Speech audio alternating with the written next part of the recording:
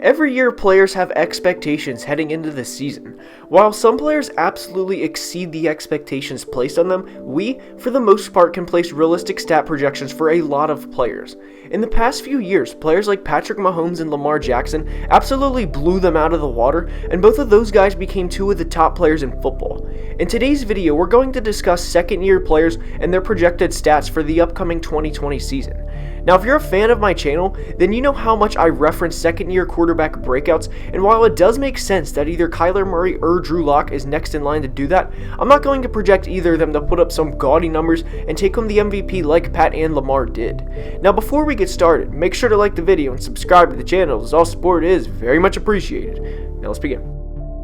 We start today's video with Daniel Jones, who, and this may sound surprising, but had as many passing touchdowns as Tom Brady in 2019 on over 150 less passing attempts. The Giants took a lot of heat for this selection, and while they did at the time, it does look like it's going to pan out 1 year later. Jones is in a solid situation, as he will be able to hand the ball off to a top 3 running back in Saquon Barkley at any given time, and on top of it, Saquon is a good receiving back. In his rookie season back in 2018, Barkley had over 90 catches and over 2,000 total yards of offense, so he can become Jones' best friend as the season goes on. In addition to Saquon, Daniel will also be throwing to Darius Slayton, who is a good player in his own rights. Slayton had over 700 yards receiving and 6 touchdowns in his rookie year and has become a little bit underrated, and that generally does happen when a player like Saquon is in the same offense. But with those two, Evan Ingram and Golden Tate, Jones will have good weapons to consistently throw to, and the Giants have done a good job in putting pieces around him. They also drafted a franchise tackle in Andrew Thomas, and because of all of this, Jones should improve in 2020. He had 3,000 yards and 24 touchdowns as a rookie in 2019 in only 13 games, and for the 2020 season, I think Jones will finish with around 36 to 3,800 yards, 28 to 30 passing touchdowns, and 11 to 13 interceptions. And more importantly, I think the Giants finish better than the 4th worst team in the NFL under the leadership of Daniel Jones. Jones looked a lot better in 2019 than I and a lot of other people expected, and combining that with natural progression, he should be a far improved player in 2020. Staying in the NFC East, we go to DC to discuss quarterback Dwayne Haskins. Out of the 3 quarterbacks taken in the first round, I think it is more than fair to say Dwayne was the most disappointing in 2019. He finished with just a 2-5 record as a starter, threw just 7 touchdown passes, and completed less than 60% of his passes, which, had he qualified amongst the league leaders, would have ranked 33rd. For all the hate Josh Allen gets about overthrowing his receivers, he makes a lot of spectacular plays, and Dwayne was less accurate than he was, and that's of course without the spectacular plays and playoff appearance for his franchise. Haskins will have the chance to hand the ball off to Adrian Peterson at age 35, Darius Geis coming off of 2 injury-riddled seasons, and 3rd-round rookie Antonio Gibson. The franchise has not done, aside from Terry McLaurin, a good job of getting pieces around him, and if the Redskins trade him at the end of this season, it honestly wouldn't surprise me because I think Haskins has bust written all over him. He didn't show a lot of promise last year, and his play, although not all of it, was a large reason the Redskins picked number 2 in the draft. He averaged just 150 yards per game, and his passer rating would have been below players like Kyle Allen, Mason Rudolph, and Mitch Trubisky. And in my videos, I try to be realistic, and the opposite of the media, where I try not to pump up players to get clicks or views, and because of that, I'm not projecting Haskins to have a huge jump in year 2. I don't think he's that good, and I'm projecting him to have around 2,800 to 3,000 yards, 15 to 17 passing touchdowns, and 12 to 14 interceptions. I don't think Dwayne is that good, and I think the 2020 season will more than prove that. And now we go to Denver to discuss Drew Lock of the Broncos. Drew is in a pretty close to a perfect situation for a young quarterback, as he has plenty of weapons to throw to. For starters, he is a returning Pro Bowl receiver in Courtland Sutton, who in his second year had over 70 catches for over 1,100 yards.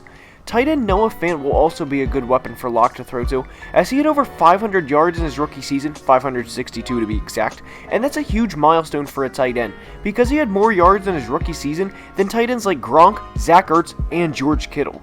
He also has Jerry Jeudy, a first-round pick who during his time at the University of Alabama won the Biletnikoff Award and was a 2-time All-Conference player. Lastly, receiving-wise, KJ Hamler isn't a great elusive player and is a human joystick. Locke has loads of talent around him, but now the question is, what will his numbers look like in 2020? And as a lot of you guys know, I've been excited for what the future holds for Locke and the Broncos for that matter, because his ceiling is as high as he wants it to be with these type of weapons around him. If those players aren't enough, he has two good running backs behind him in Phillip Lindsay and Melvin Gordon, and Drew Lock, with a full 16-game season starting, should put up some really good numbers. Now, I don't think it will be second-year MVP numbers like we've seen the past few years with Pat and Lamar, but I don't see any reason Drew Lock can't have near, or over for that matter, 4,000 yards and 28 to 31 touchdown passes. He has all the weapons around him and showed genuine promise last year. I also don't doubt a Pro Bowl appearance for him in 2020. And now we have Kyler Murray, who has, and understandably so, been hyped up all offseason, largely due to his team's addition of DeAndre Hopkins.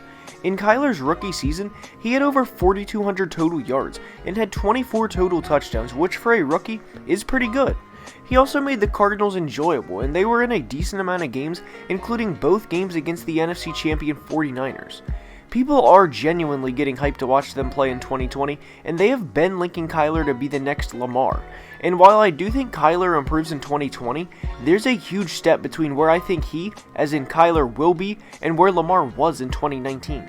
Lamar had an unworldly season, and I don't think Kyler will run the ball as many times in 2020 as Lamar did last year. Kyler will improve though, and I think he definitely throws for over 4,000 yards as he nearly did that in year number 1. And as for the running part of his game, I think Kyler will stay relatively put around the 500 to 600, maybe 650 mark, because I don't think head coach Cliff Kingsbury will be pushing him to run for 150 to 200 carries in his season. Remember, Kyler weighs a lot less than Lamar, and I know he weighed in at 207 at the combine and Lamar weighed in at 216, but let's just be real for a minute. Kyler doesn't actually play at 207, and there's more of a difference than 9 pounds between him and Lamar if you guys don't know, and because of that, I don't think he'll ever run the ball 150 plus times in a year like Lamar did in 2019. But for the sake of this video, I think Kyler will finish with around 46 to 4,700 total yards, have 33 to 35 total touchdowns, and hopefully, just hopefully, have the Cardinals in the top 7 seeds in the NFC. And next we go to Las Vegas to discuss Raiders running back Josh Jacobs. Josh Jacobs averaged over 100 yards per game from scrimmage in 2019, and I expect him to do much of the same in 2020. And while we're at it, I don't discuss fantasy a whole lot on the channel, and if that's something you'd like to change, let me know, but I think Jacobs is one of the best backs you can have in a dynasty league, as he will be a great player at his position for the next couple of years, assuming he stays healthy. He very quietly finished 8th in the NFL in rushing in 2019, despite missing 3 games, and averaged nearly 5 yards per carry. I don't think Derek Carr is that good of a quarterback for the Raiders, but I do think the fans genuinely have something to be excited about in Josh Jacobs, and of course Henry Ruggs, but he doesn't qualify for today's video. But for the sake of this video, I think Jacobs, assuming he stays healthy and plays all 16 games, will have over 1,600 total yards, over 10 touchdowns, and go to his first Pro Bowl. The Raiders spent a first-round pick on Jacobs, and so far, he has proven his worth. And now we head to Baltimore to discuss Hollywood Brown. In his rookie year, Marquise had over 580 yards and 7 touchdowns and was a great deep threat for the Ravens. However, in year 2, his responsibilities will surely increase, and the Ravens will want him to play more snaps per game than he did in year 1. He played in 80% of the snaps in just one of the 14 games he played in last year, and while the Ravens did go 14-2 and were very successful to say the least, they have expressed that they want to get him more involved. He had 8 games with 4 targets or less, and I'm sure Lamar and Hollywood's chemistry has only increased this offseason even with the pandemic, and those two will be looking more in sync than ever. And because of this, I think it's fair to say Marquise improved statistically in 2020, as he is just 23 years old and so is his quarterback. This sense of continuity will be huge for both him and Lamar as they get into their mid to late 20s, and the chemistry will be, at some point in time, flawless. But as for Hollywood this year, I think he will finish somewhere around 1,000 yards, between the 9 to 1,100 yard range, and finish with, again, anywhere from 7 to 9 touchdowns. He had a spectacular debut against the Dolphins in which he had a 147 yard, 2 touchdown performance, but that was far and away his best performance of the year.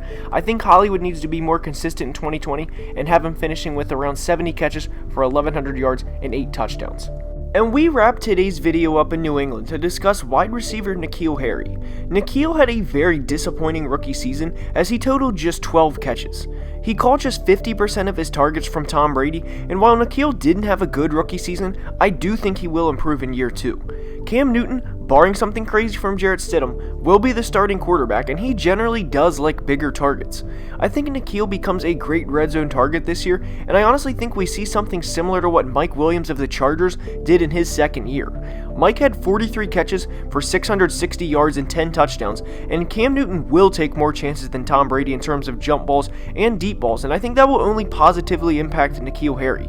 I think Nikhil will have something around the 40 to 50 catch mark, be in between 5 and 600 yards, but have a good amount of touchdowns, ranging from 7 to 10.